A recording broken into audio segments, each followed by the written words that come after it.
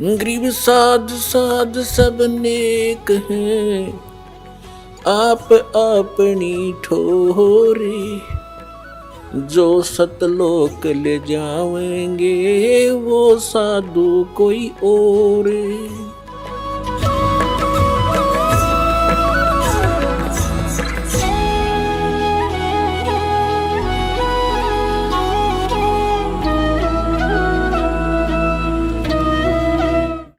ಗೀತೆ ಅಧ್ಯಾಯ ಸಂಖ್ಯೆ 15ರ ಶ್ಲೋಕ ಸಂಖ್ಯೆ 1ರಿಂದ 4ರವರೆಗೆ ಹೇಳಿದೆ ಏನೆಂದರೆ, ಮೇಲೆ ಬೇರುಳ್ಳ, ಕೆಳಗೆ 3 ಗುಣರೂಪಿ ಶಾಖೆಯುಳ್ಳ ಈ ಪ್ರಪಂಚರೂಪಿ ಅರಳಿ ವೃಕ್ಷ ಅವಿನಾಶಿ ವೃಕ್ಷವಾಗಿದೆ.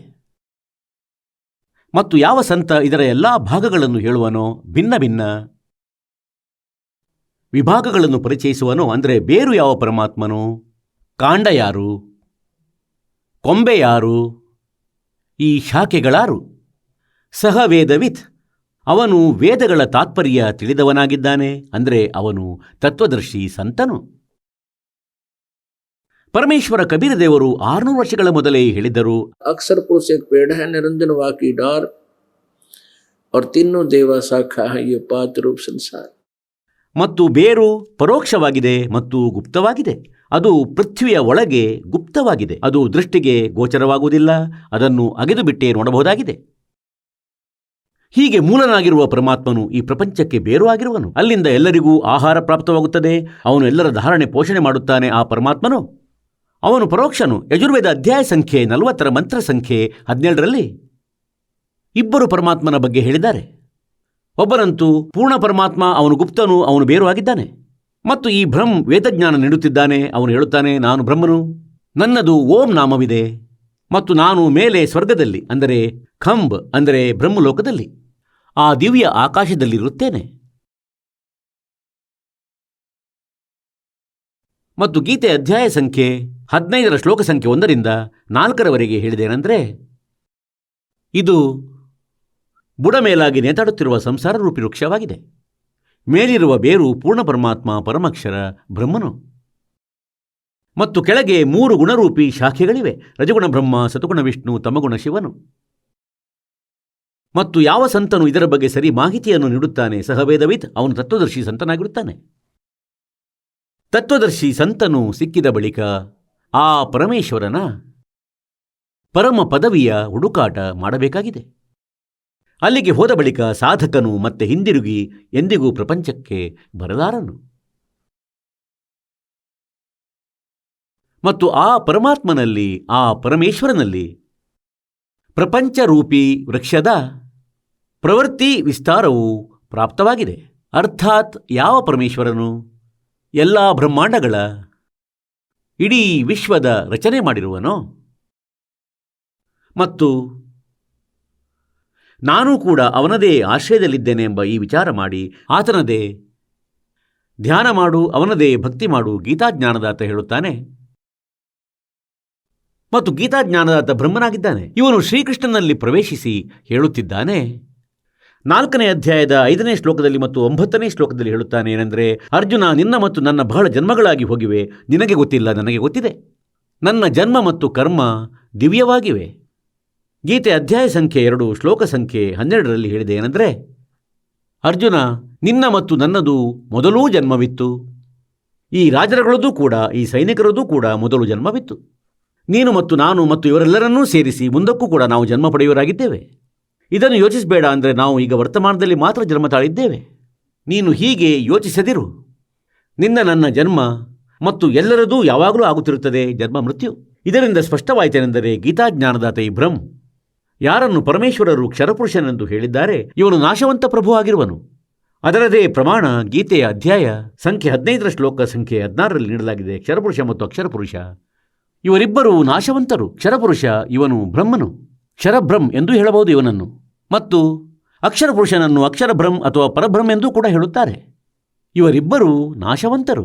ಇವರ ಅಧೀನದಲ್ಲಿ ಎಲ್ಲ ಎಷ್ಟು ಪ್ರಾಣಿಗಳಿವೆ, ಅವುಗಳ ಸ್ಥೂಲ ಶರೀರವೂ ಕೂಡ ನಾಶವಾಗುವಂಥದ್ದು. ಜೀವಾತ್ಮವಂತೂ ಅಂಡರ್ಸ್ಟುಡ್ ಆಗಿದೆ, ಇದು ಯಾರದು, ಸಾಯದು. ನಂತರ 15ನೇ ಅಧ್ಯಾಯ 17ನೇ ಶ್ಲೋಕದಲ್ಲಿ ಹೇಳಿದನೆಂದರೆ, ಅರ್ಜುನ, ಉತ್ತಮ ಪುರುಷ ಹತು ಅನ್ಯ. ಆ ವಾಸ್ತವಿಕ ಪರಮಾತ್ಮ ಸರ್ವಶ್ರೇಷ್ಠ ಪ್ರಭು ಇವರಿಬ್ಬರಿಂದಲೂ ಕ್ಷರಪುರುಷ ಮತ್ತು ಅಕ್ಷರಪುರುಷ 16ನೇ ಶ್ಲೋಕದಲ್ಲಿ ಹೇಳಿದೆ. 15ನೇ ಅಧ್ಯಾಯದ ಗೀತೆಯಲ್ಲಿ, ಗೀತೆಯ ಅಧ್ಯಾಯ ಸಂಖ್ಯೆ 15ರ ಶ್ಲೋಕ 16ರಲ್ಲಿ ಯಾವ ಎರಡು ಪುರುಷರ ವಿಷಯದಲ್ಲಿ, ಪ್ರಭುಗಳ ವಿಷಯದಲ್ಲಿ ಹೇಳಿದೆ? ಕ್ಷರಪುರುಷ ಮತ್ತು ಅಕ್ಷರಪುರುಷ ಇವರಿಂದ ಯಾರೋ ಬೇರೆ ಇದ್ದಾನೆ, ಉತ್ತಮ ಪುರುಷ, ಶ್ರೇಷ್ಠ ಪುರುಷೋತ್ತಮ, ಅಂದರೆ ಒಳ್ಳೆಯ ಆತ್ಮ, ಒಳ್ಳೆಯ ಭಗವಂತ, ಶ್ರೇಷ್ಠ ಪ್ರಭು, ಯಾರನ್ನು ಪರಮಾತ್ಮನೆಂದು ಹೇಳಲಾಗುತ್ತದೆ. ಉತ್ತಮ ಪುರುಷಃ ತು ಅನ್ಯಃ ಪರಮಾತ್ಮ ಇತಿ ಉದಾರತಃ ಯಹ ಲೋಕತ್ರಯಂ ಆವಿಶ್ಯ ವಿಭರ್ತಿ ಅವೇಶ್ವರಃ. ಆ ಪರಮಾತ್ಮ ಸರ್ವಶ್ರೇಷ್ಠನು. ಯಾರು? ಕ್ಷರಪುರುಷ ಮತ್ತು ಅಕ್ಷರ ಪುರುಷರಿಗಿಂತ ಅನ್ಯನು. ಅವನು ಪರಮಕ್ಷರ ಬ್ರಹ್ಮನು, ಪರಮಕ್ಷರ ಪುರುಷನು, ಓವರ್ ಆಲ್ ಕಂಟ್ರೋಲರ್ ಆಗಿರುವನು, ಕುಲದ ಮಾಲೀಕನಾಗಿರುವನು, ಮತ್ತು ಅವನು ಪರಮಾತ್ಮ ಎನಿಸಿಕೊಳ್ಳುತ್ತಾನೆ. ಮತ್ತು ಅವನೇ ಮೂರೂ ಲೋಕಗಳಲ್ಲಿ ಪ್ರವೇಶ ಮಾಡಿ ಎಲ್ಲರ ಧಾರಣೆ ಪೋಷಣೆ ಮಾಡುತ್ತಾನೆ. ಅವನು ಅವಿನಾಶಿ ಪರಮೇಶ್ವರ ಆಗಿರುವನು. ಈಗ ಬೇರು ಏನಿದೆ? ಅದು ಮೂಲವಾಗಿದೆ. ಮೂಲದಿಂದಲೇ ಎಲ್ಲ ಇಡೀ ವೃಕ್ಷಕ್ಕೆ ಆಹಾರ ಪ್ರಾಪ್ತವಾಗುತ್ತದೆ, ವೃಕ್ಷದ ಪೋಷಣೆಯಾಗುತ್ತದೆ. ಪರಮೇಶ್ವರರು ನಂತರ ಏನು ಹೇಳಿದ್ದಾರೆ ಕಬೀರ ದೇವರು? अक्षर पुरुष एक पेड़ है, निरंजनवा की डार और तीनों देवा शाखा है, ये पात रूप संसार. ಅಂದರೆ ಎಲ್ಲಾ ಜೀವಾತ್ಮಗಳ ಪ್ರಪಂಚರೂಪಿ ವೃಕ್ಷವೇನೆಂದು ಹೇಳಿದ್ದಾರೆ ಪರಮಾತ್ಮನು. ಯಾವುದು ತಕ್ಷಣ ನೆಲದ ಹೊರಗೆ ಕಾಣಿಸುತ್ತದೆ ಅದು ಕಾಂಡ. ಅಕ್ಷರ ಪುರುಷನಾಗಿದ್ದಾನೆ. ಇವನನ್ನು ಪರಬ್ರಹ್ಮ ಎಂದು ಕರೆಯುತ್ತಾರೆ.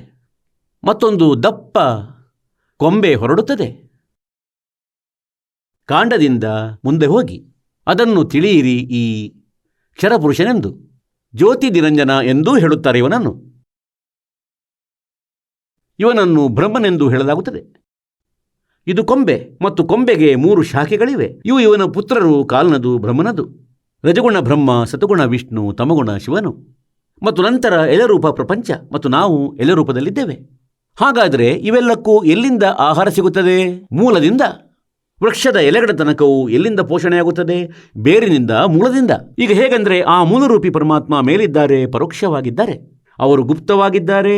ಅವನು ಪರಮಕ್ಷರ ಬ್ರಹ್ಮನು. ಅವನೇ ಎಲ್ಲರ ಪೋಷಣೆ ಮಾಡುತ್ತಾನೆ.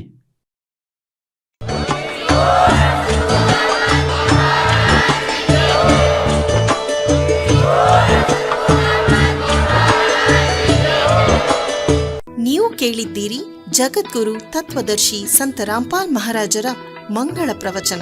ಹೆಚ್ಚಿನ ಮಾಹಿತಿಗಾಗಿ ವಿಸಿಟ್ ಮಾಡಿ ನಮ್ಮ ವೆಬ್ಸೈಟ್ www.jagadguru-rampalji.org. ಸಂತ ರಾಮ್ಪಾಲ್ ಮಹಾರಾಜರ ಶುಭ ಆಶೀರ್ವಾದದಿಂದ ಇಡೀ ವಿಶ್ವದಲ್ಲಿ 500ಕ್ಕೂ ಹೆಚ್ಚು ನಾಮದೀಕ್ಷಾ ಕೇಂದ್ರಗಳಿವೆ. ಇದರಲ್ಲಿ ಸಂತ ರಾಮ್ಪಾಲ್ ಮಹಾರಾಜರಿಂದ ನಿಶುಲ್ಕವಾಗಿ ಆನ್ಲೈನ್ ನಾಮದೀಕ್ಷೆ ಕೊಡಲಾಗುತ್ತಿದೆ. ತಮ್ಮ ಹತ್ತಿರದ ನಾಮದೀಕ್ಷಾ ಕೇಂದ್ರದ ಮಾಹಿತಿಗಾಗಿ ಸಂಪರ್ಕಿಸಿ 888 444 7302.